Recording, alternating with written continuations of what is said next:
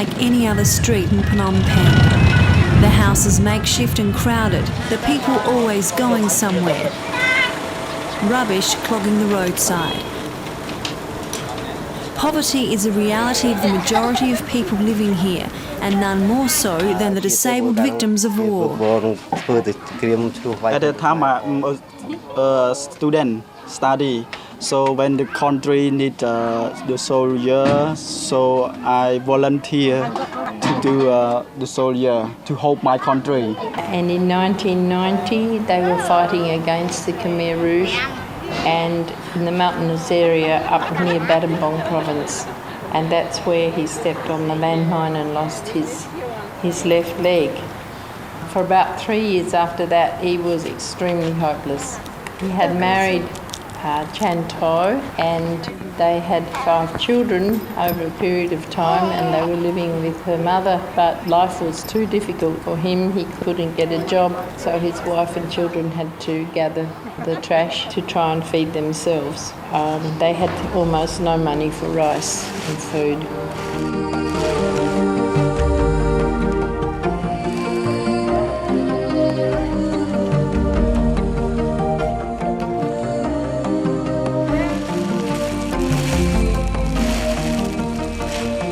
Today, it's a much different story, and it's all thanks to this woman, Marion Fromm, the Australian taking one look at Ritty's situation and immediately hiring him to work in her dried fruit factory.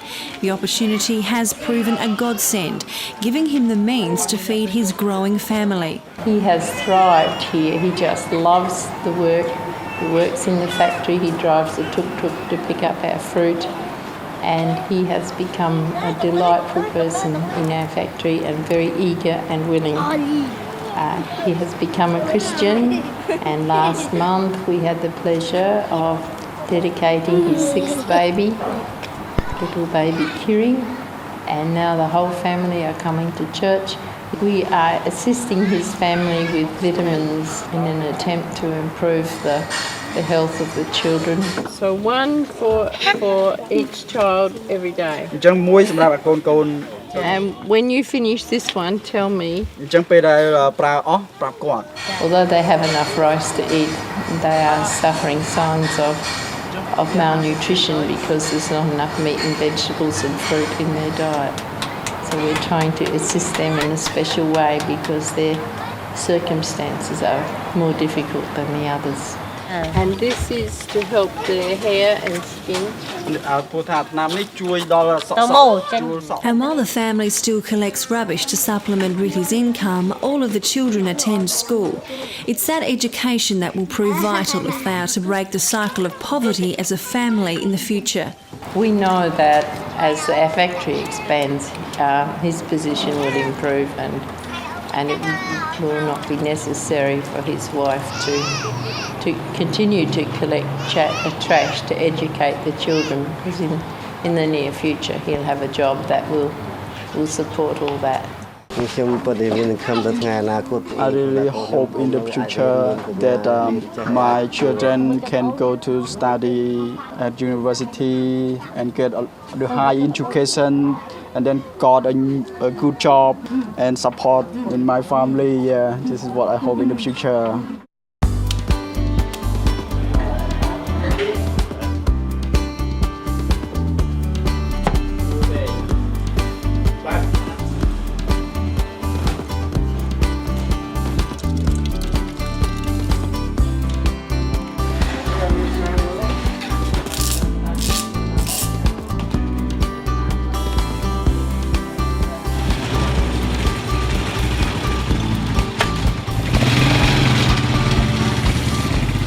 I lost my heart into Cambodia at that time, and I saw a lot of landmine disabled soldiers in the markets, and they were begging. 4 years ago, Marion Fromm set up RTC, a factory to produce dried fruit. It is run solely for the purpose of giving employment to landmine survivors. We began with 6 landmine survivors and a housekeeper and a driver translator. From there, we have grown. We moved into a double facility, so that we have more room for our manufacturing. And we now have 25 staff. 22 of them are landmine survivors.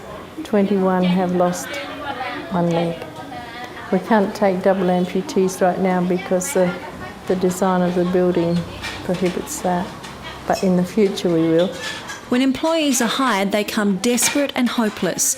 The accident actually brings shame on the family, the community considering it karma that the individual triggered the landmine. It's widely felt that victims must have done something to deserve the punishment of being maimed. And survivors suffer for the rest of their lives. The pain of a recovering body, the embarrassment of losing face in their village, and the discrimination that is everywhere. They have no self-esteem whatsoever. They consider themselves the scum of the earth. And so it is exciting to see when they come and get a job, they can work like somebody else. They can move in the community with their head held high. They can take care of their family.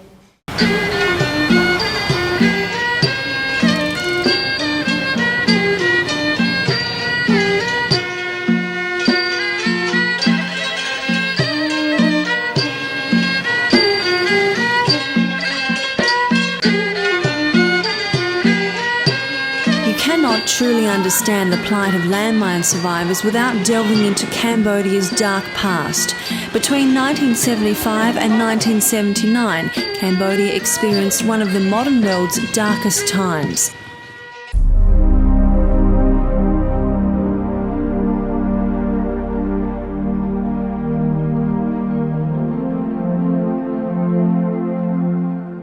This massive monument bears testimony to the ultra-communist regime of the Khmer Rouge, which turned the country upside down. With the intention of starting civilization again without the influence of the West, the Khmer Rouge rid the country of anything that resembled the outside world. Soldiers herded the population from their homes to the country, forcing them to take up the simple life. That consisted of working everyone, men, women, the elderly and even children, in the fields, giving them just enough rations to stay alive but not to stay healthy. Hundreds of thousands starved. Pol Pot was the mastermind behind the regime. He seemed to believe individual thinking was the real enemy, so if you were found to be educated, you were a target. People high up in government, schools or any other profession were earmarked for torture, and many eventually killed.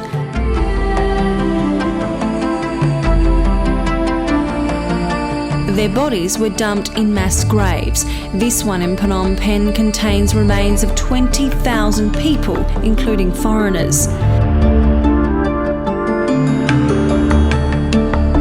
No one escaped the regime. Marion's office manager, Sokam, remembers the horrors of that time. Sometimes they put in the prison, sometimes they can kill us. They know everything in this regime. In near my house has the forest around. So this place is the Pol Pot collect the people, especially the people come from Phnom Penh, and kill them there. On the total of statistic, people has died around more than 5,000 people. In the pagoda. It's very, very upset about like that. Before they kill the people, they take off all the clothes, and after it's so difficult to describe. And after 3 years, 8 months and 20 days, Pol Pot and his armed forces had killed more than 3 million Cambodians. From as early as the Second World War and through the regime's reign, up to 6 million landmines were laid in Cambodian soil. Tita is just one of hundreds of thousands of people who stepped on one. When I lost my leg, I didn't know myself, but when I know myself, I stay at the hospital. Yeah, I'm very upset and I don't want to lie. Yes, yeah, I want to live. I want to die. I said to every people, I want to die because now I lost my leg, yes. I'm very sorry about that. Tita was just 8 when her accident happened. Her family had planned their escape to Thailand to find her father. At the border, a group of robbers attacked the fleeing Cambodians. They all ran into the jungle and Tita stepped on a landmine. As she was lying on the ground, a large jungle snake slid down a tree, attracted to the blood. Helpless, she says she cried out to God to rescue her. Immediately, a Thai soldier found her and carried her to an aid camp. Tita was in emergency with a soldier who had also triggered a landmine.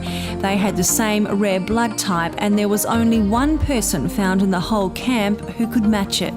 The doctor said to me, 5 minutes, I am die.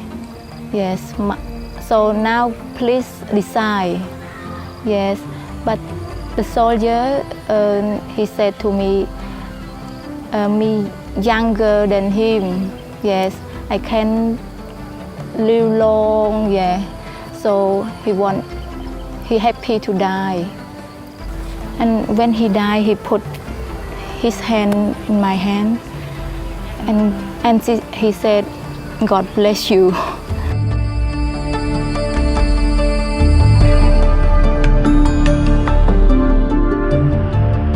Tita was eventually reunited with her father, but then had to live with the stigma of being a landmine survivor. For many people like Tita, this institution is another reminder of this dark period. A school-turned-prison was at the heart of the evil, each classroom transformed into a torture chamber.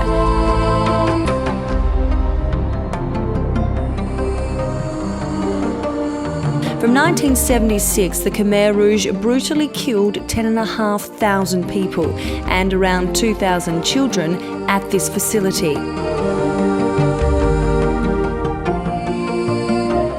People from all walks of life were executed here: workers, farmers, engineers, professionals, students, ministers, diplomats, and even whole families.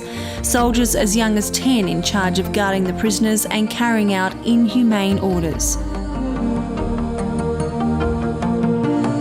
Now a museum of genocidal crimes, its eerie corridors are a constant reminder of Cambodia's traumatic past. For Tita, it only highlights her fortune at getting out when she did, making her grateful for the life she's living. In her gratitude, she says it's her placement at RTC that has helped her desire to live again and her heart recover from all the pain. When I work at RTC, I change my heart. Yes, I don't want to die now. Yes, I don't want to die, but I have the good boss. Yes. She always talking with me. She give me a good idea, yeah, for me, and courage, yes, for me, and say something a lot good for me, yes. So I don't want to live, yes.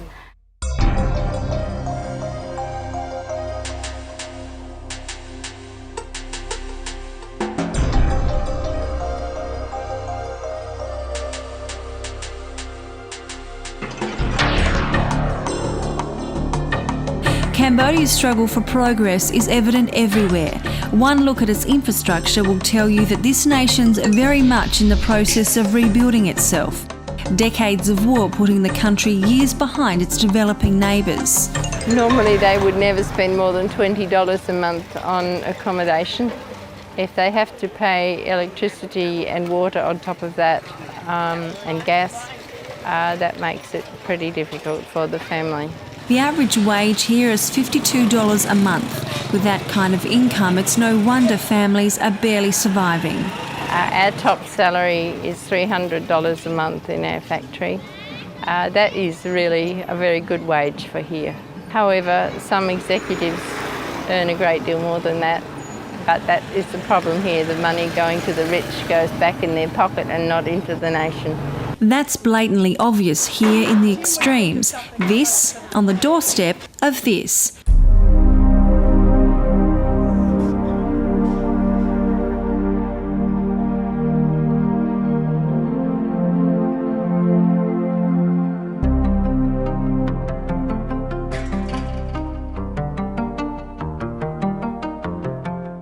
It's the poverty of the people that's the biggest eyesore. Perhaps the most visible memorial is the Stungmichi dump. Situated in the outskirts of the capital, the rubbish dumped here is anything from household waste to body parts and dead babies from the local hospital. The stench is vulgar. And it's home to around 1,000 people, including 500 children, who rummage through its contents daily to eke out a living of around $1 a day. It's corruption that's doing the problem, because corruption puts the money in the hands of the rich and they get richer and the poor are left behind. There is a slowly developing middle class. Business is beginning to improve and people here work extremely hard, but there's no social services whatsoever. And education, I think they spend about 1% of the budget on education, and health is less than 15%. There's very, very shocking hospital systems here, except for one decent hospital to deal with landmine accident victims. However, those things are slowly improving. With children here and everywhere around the countryside obligated to help their poor families make a living, only 50% go to school. Those that do receive an education usually drop out at around year 10 to help in the family business. It's only the rich kids who finish high school and go on to a profession. As you can see, there's very little facilities in their schools. Until recently, there were no sports equipment or playground equipment at all. That is beginning to find its way into schools, probably supplied by some NGO group. The school buildings are depressing and they are devoid of any attractive things for children. Resources are very limited. I've attended a school where the children had only a slate and chalk to work with. There were no books, there were no pictures, there was nothing but the school teacher. The school is supposed to be free, but the teachers only earn around $40 a month, and so they request a bribe from each child to give them sufficient income for living. Even this situation is better than the former, Pol Pot destroying education altogether for the longest time. For 20 years here there was no education at all, so they haven't got the same Asian perspective about the need for education. But it is improving, and one of the lovely things is schools in different places around the world are sponsoring a school here and helping supply it with equipment and resources to help educate the children. Fantastic. And do up the very, very dismal school grounds.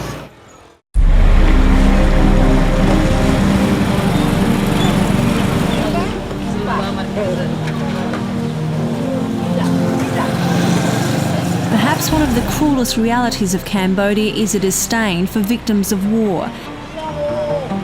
This man even ignored by foreigners. They left by the war, by the civil war, in the minefield. Because of this country's religious beliefs, it is thought losing a limb is karma, somehow deserved. This man not only losing his leg, but his dignity and respect as a person. He want to work too, but he lost legs. He cannot do anything for the hard work and something he cannot. They believe that either they or their ancestors did something for them to deserve their current situation. So there's no compassion, no interest, and they actively discriminate against them. So what made the 69-year-old pack up her life in Australia, leave family and friends to start an enterprise she knew nothing about in Cambodia, and alone?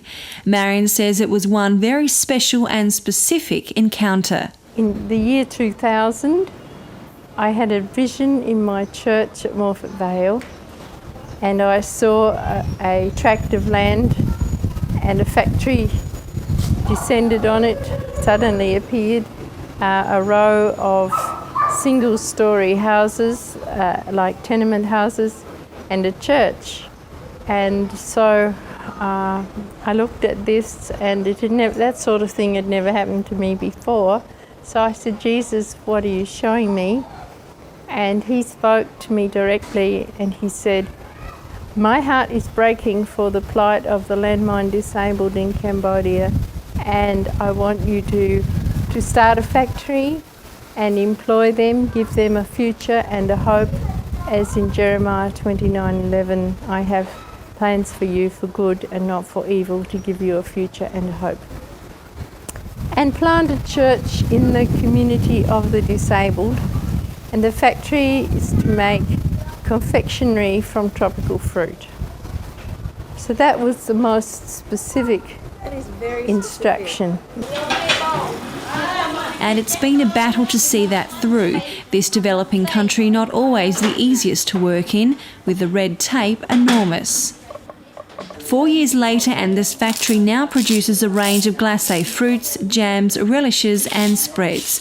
Mango, pawpaw, pineapple, rose apple and ginger, the main tropical ingredients. They are all locally grown fruit, and we source them from near our farm and up north and across the river where there's the pineapple growing. So that's why we chose those fruit. They are the most available and the most popular. It takes 6 days from raw fruit to produce for the shelves, staff working 6 days a week to keep it churning out. We sell in all the supermarkets for a start. Some of the restaurants use our glacé fruit in ice cream and other recipes. They also use our ginger syrup in cocktails. So we have quite a good local market. And products are proving to be a hit with tourists. Many Asian cultures require travellers to buy family and friends a souvenir from every place they visit, and RTC just happens to be on the hit list in Phnom Penh. This Korean group coming right on closing time to buy their goodies. The word has got around the Korean community that we have very good dried fruit and it's good for souvenirs. So normally they drop in late to pick up supplies on their way to the airport. It's very good for business, and it's also good for future sales in Korea. A lot of people will already have sampled our products. Export is high on the agenda for RTC. It must be a focus to ensure the market is not only sustained by the tourism industry. Until now, the factory couldn't have produced enough to send fruit across the border, but with plans of expansion in the pipeline, it's a direction RTC is exploring. Cambodia needs other export industries. They are beginning to export a semi-organic rice, but nothing else much is able to be exported. So we are very much encouraged by the Ministry of Commerce to get busy and export. So they've offered to send me back to Japan this year to have another go at Japan. And I'm sure we'll be much more successful this year because we will have a distributor there already. There really is a bright future ahead for this dried fruit range. Marion ecstatic with how far they've all come. My pastor said to me, "Can you do it?" And I said, "Absolutely no.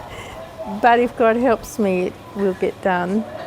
I had no previous experience whatsoever with running a factory or producing dried fruit. My background had been working in a high school, in the office and in office administration. I had done Bible college and I was a missionary in Japan for 5 years.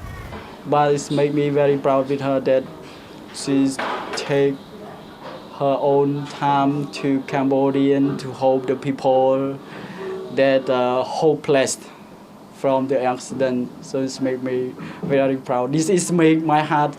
I need to try working very hard because I need to help another people that disabled accident the landmine accident, I need to hold them. Bonturn is the factory manager here at RTC. He was badly injured when the ox cart he was driving with his parents was blown up on their family farm. He didn't lose a limb, but he sustained terrible shrapnel wounds to his torso and injured his shoulder to the point where he couldn't lift heavy things until a special conference. Last November, he was attending with me a seminar on church sustainability and Christian business, and at the end of the seminar, the teacher at that seminar prayed for him, and Jesus totally healed his shoulder. And so he is just rejoicing in the full power of his left arm and not being a disabled person anymore. This was such an exciting thing that it has encouraged all the rest of the staff to believe for creative miracles for their lost legs.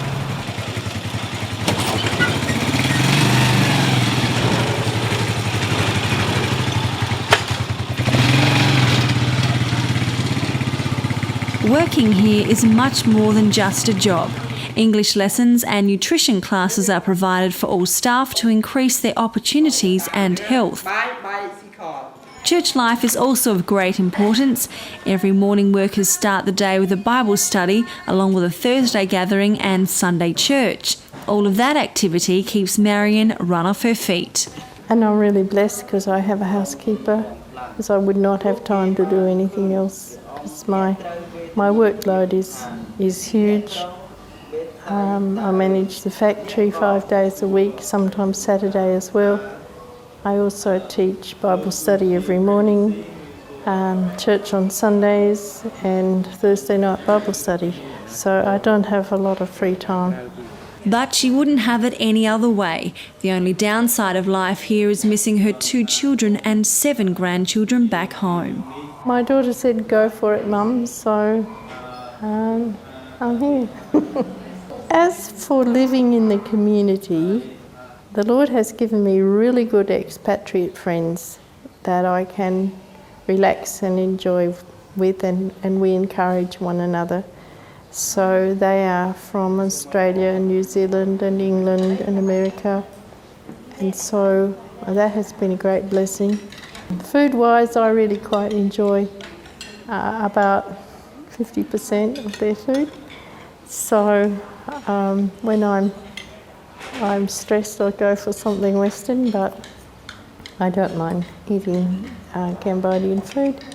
The house here is comfortable, and so in general I enjoy the challenge of shopping here and doing things, driving around, and the markets. I love it. I love everything I'm doing. The greatest achievement at RTC is the transformation of the workers' self-esteem and standard of living. That's what keeps Marion going through all the trials and busy weeks. I'm beginning to feel what it's like to be not a survivor but a successful, normal member of society. So that is one of the most beautiful things, to see them rise from the pit, as it were, and come back into a normal lifestyle. One of those success stories is Siem, and today Marion's taking a journey to his home for the first time. There are plenty of workmates to come along for the ride, everyone eager to take the 3-hour trek to Siem's village.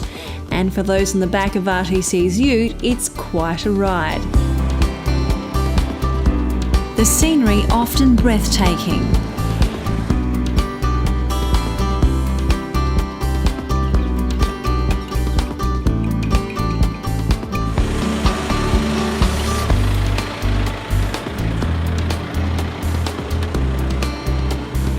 On arrival, the whole family and some friends are there to meet the visitors.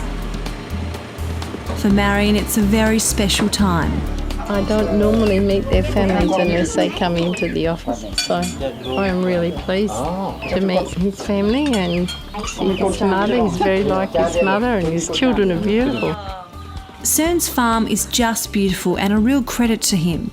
Life wasn't always like this though. After Sern's landmine accident, his family and friends looked down upon him. He had real difficulty working with one leg, let alone finding someone to employ him. In those days, money was very hard to come by. It's very difficult to find work to earn for his living. His hard work is like a habit. His young wife was also ill a lot of the time, so Sern sold his once lovely home to raise funds for hospital bills. All of the pressure sent the family backwards and broke. But this man was determined and never gave up. He tried to work as a farmer in the rice fields, and he tried really, really hard to do that. And when his wife realised that he wasn't going to quit and lie around as an invalid, she decided that she would love him. And so he was really happy that she decided to love him as she had before, and that encouraged him. Sern was given the opportunity to learn to sew clothes, but the ex-farmer jumped at the chance for another vocation when he heard about RTC. He came originally as a security, and then we found that he's very, very good in the factory. He's a very strong man and was very much help to those in the factory because he could lift heavier things than everybody else. And so he still works as security at night. He works in the factory during the day, and he has been saving his money, and recently we just looked at his new house, which is getting built out in the province, and that is giving him credibility in his village that he can supply for his family properly, provide for them, and this new house going up is a great statement of the courage and tenacity of this man. Bit by bit, Sern has been buying more land to raise the capacity of his farm, his 3-hectare block growing coconuts, corn, mangoes, rice, pumpkin and cows. Sern's RTC salary supports the 9 people who live here, who he can only see once a month. That's hard on Sern, but he knows he has to work in the capital if he is going to improve his family's lifestyle and children's opportunities. Sometimes he feels so lonely there as well and worried about the family as well. So sometimes when he free time from work, he come quickly here and help, even though a short time. And this is the latest edition, A New Home, the old one standing by as a testament to this man's hard work. After he got a job in Phnom Penh by OTC Cambodia, his family is getting better. He can earn the money from the working and hire the labor here to farm here. So he can, 2 ways that he can improve his life. Before, when he was in a poor condition, everybody always looked down on him, but now he got a job and his living is better as normal people. So now it's no problem anymore. How old? 8 years old. He came back from visiting his family one week and his face was just beaming, and he said, "My children are fat," and they were not skin over bone as they had been before. He feels so happy, and also thank you to Jesus that make plan for him to work there. Let his living is better and better. Sern's entire family has worked together to produce a feast for the group in appreciation for what Marion and RTC have done in their lives. They have made fried chicken and some salad and rice, and they've used the entire, used the entire chicken. So we have the giblets as well as the chicken. And they've really made a very special, this is a very special meal for us, which is so sweet of him. ក្នុងការមកដល់ផ្ទះបងសើនេះផងដែរសូមព្រះអង្គបានប្រទានពរដល់ទូបង្គំទាំងអស់គ្នាអាមែន Did you bless his house too? Yeah. Good, I thought you did. I am so thrilled to see him have a really nice house because that over there was his house before. Yeah, I am thrilled to bits that God has really blessed him and he's so happy. And his family is lovely. So his life has been rescued from the pits as well. And his credibility is being restored where he comes from. And that is just the most precious thing, that he can raise his standard of living and keep his head high in the community where he comes from. The setting here is deceiving. The mountains may look picturesque, but they can be deadly. Just 2 months after Cern was married, he was posted in the army near here and in the jungle stepped on a mine. He tried to reach for his gun to kill himself, but it too was damaged by the blast. It is a story told by hundreds of thousands of rural people, and it's a problem government organisations like CMAC are trying to solve. Our deadline to clear all mines is January 2010, but it's not possible for Cambodia to achieve this. So, and we know that the government knows that, and the international community knows that, because anyone who has experience in mine action, they know how big Cambodia has this problem. So we are requesting for another 10 years extension from 2010 to 2020. That is the target that the government is trying to achieve. The Cambodian Mine Action Centre was established in 1992. It is the country's national service provider, answerable to the United Nations, responsible for mine awareness, surveys, clearance and training. There's no doubt the task at hand is a mammoth one. It used to be estimated around 10 million landmines were laid in Cambodia based on information we received from different military factions, but finally the numbers was reconciled to around 4 to 6 million, but no one knows for sure how many landmines are underground in Cambodia. Cambodia's problem began with World War II and was further compounded by the French Indochina Wars, the Vietnam War, the Pol Pot regime and the final overthrow of the Khmer Rouge. Each war has brought more devastation and more mines. Surveys have shown the eastern side of the country is heavily affected by UXOs, unexploded ordnances. 2.4 million of those dropped by the United States alone in the 70s. Western Cambodia is a different story. It's heavily contaminated with mines. In some minefields, you can find 4 or 5 mines in 1 square meters. Very, very heavily mined areas. 500 mines per hectare. In some areas, you can see mines with your eyes. I visited some minefields myself, and I used to see mines just exposed on the ground. During the war, the soldiers were stuffed with more mines than ammunition. Sometimes they had to carry mines in their bag, and they were given targets to lay, let's say, 10 mines per day, something like that. So, because they were hungry, they didn't want to do it properly. They just drop mines on the way, and some small mines are very, very sensitive. If you step on it, it's not like in a Hollywood movie.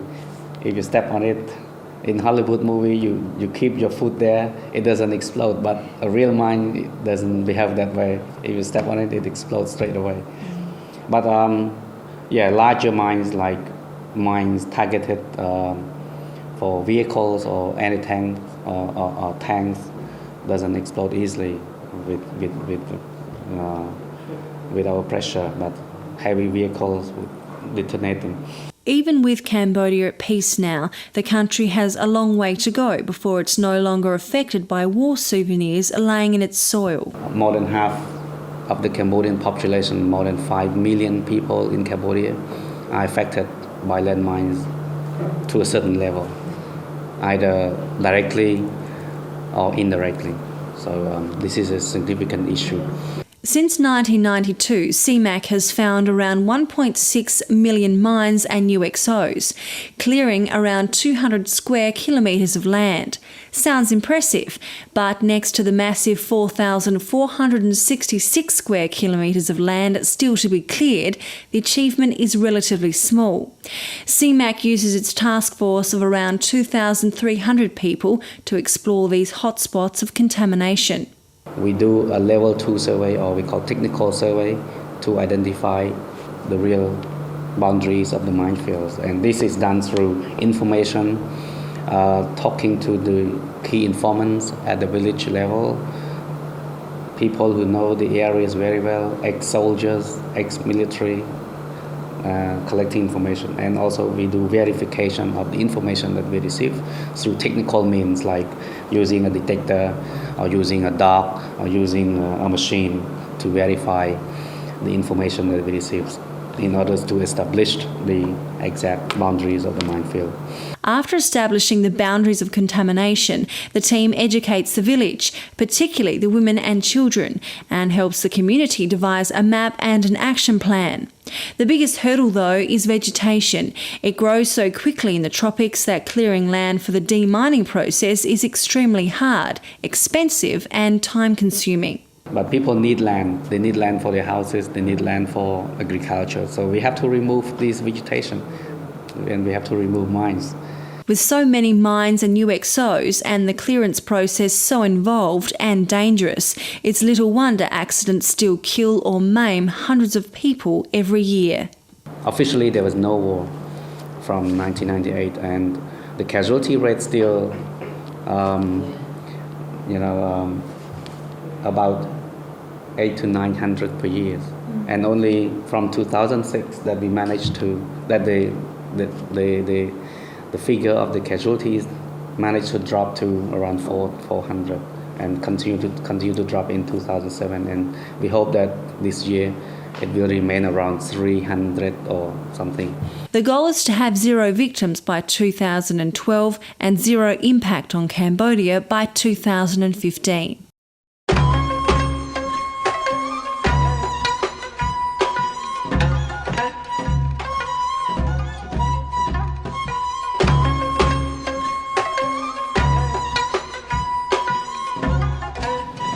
Siem Reap.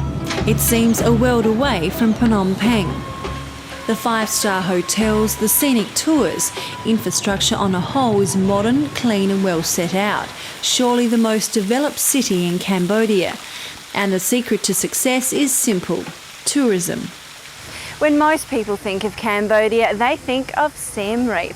After all, it boasts one of the 7 wonders of the world. That lures thousands of tourists to this city every year. And that's why RTC has set up an office here to attract some foreign attention. Kim San and Tepi are RTC's representatives in this tourist town. The newly married team has been marketing RTC's dried fruit here for 1 year, and business is booming. In Siem Reap has a lot of tourism. Yeah, so our product sell for tourism.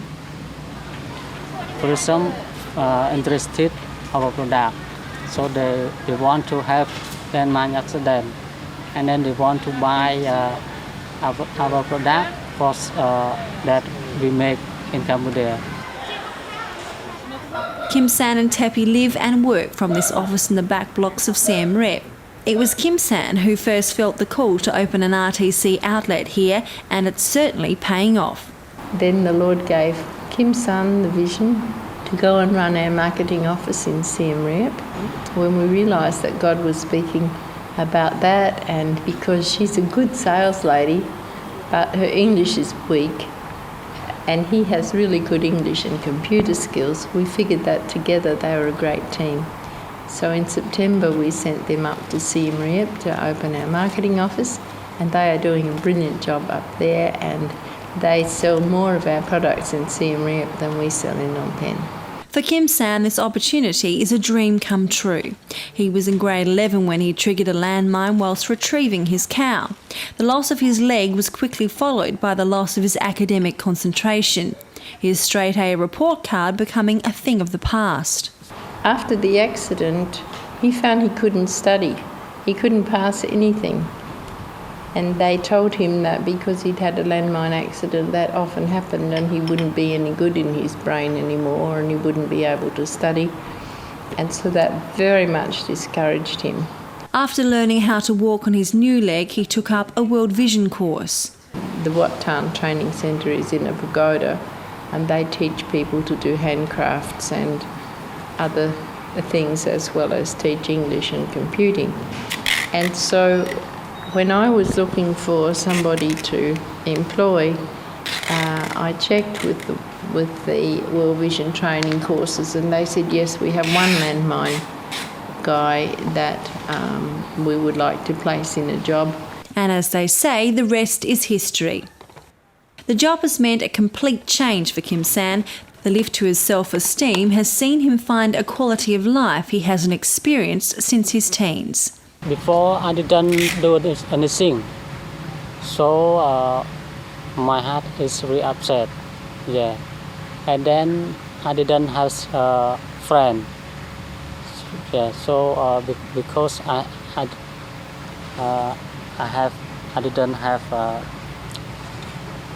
didn't have strong, yeah, and I didn't have job, so another people they didn't want to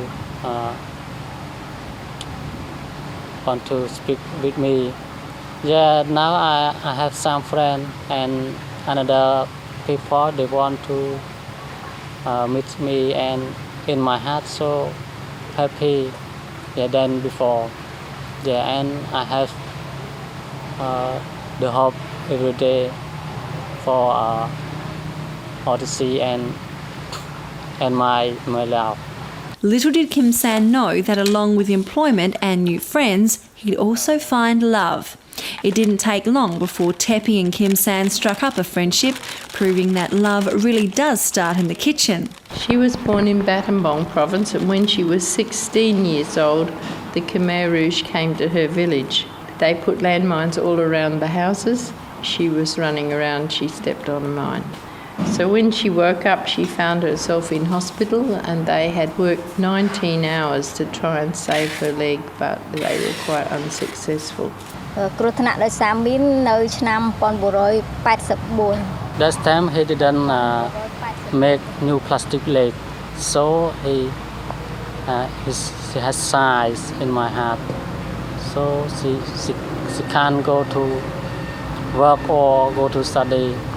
So then she was really, really upset. She didn't want to talk to anyone, go and do anything. She completely became recluse. She didn't go to school, so her education stopped at 9th grade. Before, he didn't do anything. And then when he get a job at advocacy, she has hope. Yeah, and then he can do anything. So she has happy. Yeah, then before she has upset and she sing a lot. So she was totally and thoroughly demoralised and hopeless when she came to us. It wasn't very long before she was cutting fruit and Kim San was doing the cooking that I noticed a relationship forming between them. Last year in July, they were married. We went to Kim San and Tepi's wedding, and we had such fun, and everyone was laughing and dancing, and people said they didn't know that the disabled could have fun. And I thought, we are a great testimony of a group of people who are always having fun here and always laughing, and they are so happy. And the perception outside is that they are miserable beggars, see. And so people are beginning to see a whole different group of people who have confidence and hope, have hope in the future and hope in God, and they are doing so wonderfully well in comparison to the state that they came when they first were employed. This is a national centre for disabled persons. Some 4,500 people are registered with this government organisation. Up to 20% of those are landmine survivors. We are mainly working to improve living standard and condition of our clients, mean the person with disabilities, through providing referral training services or some kind of employment services. Perhaps NCDP's biggest role is to place disabled people in employment. Discrimination still one of the hardest barriers to break down. Many of them try to convince their employers and also their colleges to get to know that they are not about disability but about the skill or ability that they can handle the work or not, or they can be responsible for their task or duty or not. If they can do it, so nothing is different. Also, we try to find the suitable or the potential clients to refer to advocacy, and they work very well, and they can express their skills, their knowledge or their experience, and they can maintain their job well. In fact, RTC is one of NCDP's biggest clients, the NGO gladly taking all the landmine survivors it can cater for. The most figures that we refer to NGOs, RTC is the highest numbers of persons with disability who survive as a landmine survivor that we referred for job placement. Some other NGOs also they employed landmine survivor, but in a small amount of employee. But at this time, I can say that NGOs playing as the most important part of recruiting persons with disability and also landmine survivors to work in their place. But in the near future, we hope that companies will change their minds, try to recruit more persons with disability. And we have another mechanism like the law on promotion of the right of persons with disability is on the way to the National Assembly. So this is the one enforcement that can, we can say, to force them to think about this. In the meantime, NCDP is eagerly awaiting RTC's proposed expansion. There is a large group of people waiting in line for a job with a fruit factory. And this is how RTC is going to manage the influx, a new factory. We're hoping to get a grant to help us. That hasn't been decided yet, but our supporters in Australia are fundraising for us, and we are hoping for some corporate sponsorships so that we can put up a state-of-the-art factory with modern hygienic conditions and everything suitable for people with disability. We expect to have 100 people who are landmine disabled working out here by the end of next year. So we will make quite a considerable impact on the local district and be a permanent source of fruit supply for the farmers, and our markets will increase accordingly as we can expand. This farm has just been purchased for the building of RTC's new factory. The 1.7 hectare property is said not only to boast a facility, but housing for workers and a church as well. And then we'll put up some staff housing, and we'll put in a biodigester and make our own gas for cooking. So we'll be self-sufficient for cooking gas and water, because there's 3 good wells, 3 wells with permanent water and good quality water. RTC is already utilising the land for its fruit, the farm home to 420 mango trees, banana and guava trees and ginger. And this is a very, very fertile fruit growing area. It grows mango and papaya and ginger. It is also a huge mango area because the place is called Kampong Svai, which means mango port on the river. So it's been known for generations as the mango growing area in Kandal province.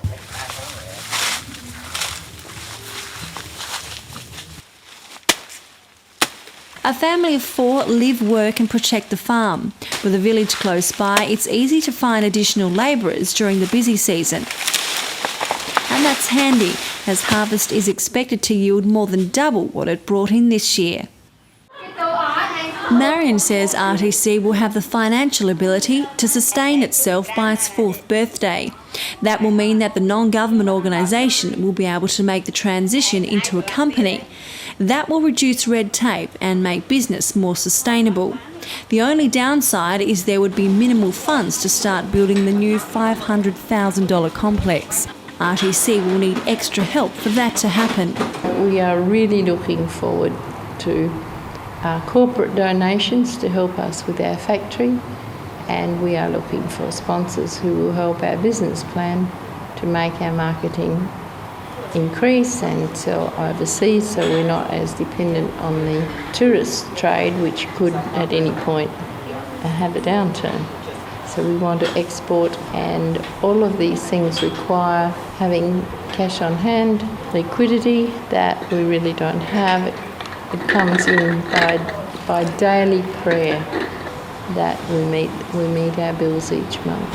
And so that is a really difficult way to run a factory. We are really, really excited when God talks to people and they offer to help us financially. Sometimes send us some expertise out here to give us a hand with our new building program and all those things. So we're looking forward to sponsors and physical help as well. RTC has been an adventure of a lifetime for Marion. Her dedication and passion for the people of Cambodia is truly an inspiration. It just goes to show how one woman can be so instrumental in giving hope to so many. They have grown in their knowledge of love of Jesus. They have grown in their capacity to do the work here. They have grown in their ability to take care of and feed their families and educate their children. They have grown in their ability to improve their housing. And so those things are so exciting to see, that these people now have confidence.